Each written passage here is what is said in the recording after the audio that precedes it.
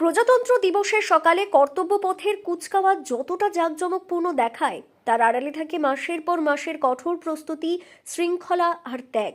2026 সালে প্রজাতন্ত্র দিবস সেই দিক থেকে শুধু বিশেষ নয়, বরং ভারতীয় সেনাবাহিনীর পরিবর্তিত বাস্তবতার এক জীবন্ত দলিল।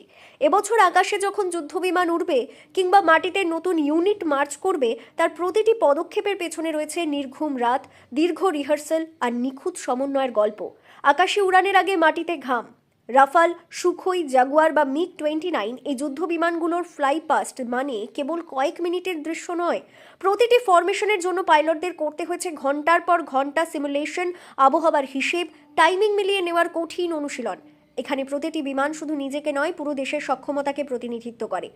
ভৈরব ব্যাটালিয়ন নতুন পরিচয়ে প্রথম কুচকাওয়াজ। এবার প্রজাতন্ত্র দিবসে সবচেয়ে আবেগঘন মুহূর্ত হতে চলেছে ভৈরব ব্যাটালিয়নের প্রথম রাজপথে পদচারণা। এই ইউনিটের সদস্যরা সাধারণ সৈনিক নন, তারা পাহাড়, জঙ্গল ও সীমান্তের কঠিনতম পরিস্থিতিতে কাজ করার জন্য তৈরি। আর প্যারেড মানে নিখুঁত শৃঙ্খলা, মার্চিং কন্টিনজেন্টের প্রতিটি ধাপ, প্রতিটি কদম, প্রতিটি স্যালিউট সবই নির্দিষ্ট সেকেন্ডে বাঁধা। সামান্য ভুল মানে আবার শুরু। দিনের পর দিন রোদে দাঁড়িয়ে অনুশীলনে এই নিখুঁততার চাবিকাঠি।